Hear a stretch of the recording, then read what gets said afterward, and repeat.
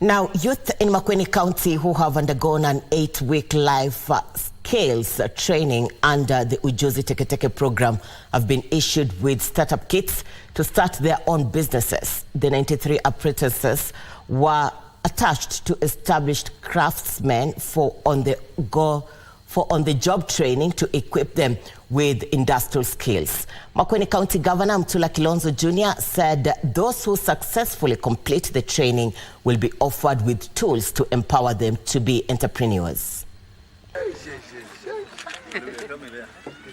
Tumesoma for 2 months, tumefaulu, tumeshukuru sana kwa hii siku ya leo. Tulipopigiwa simu, in fact tulifurahi sana.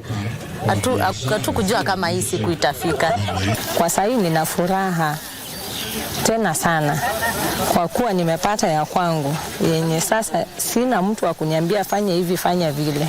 Mimi naamka mwenyewe, najituma nijisaidie mimi mwenyewe. Katika mwaka uliopita tulitenga ilikuwa milioni 20 kufanya kazi kama hii ili kuhakikisha vijana wetu wanapata ajira.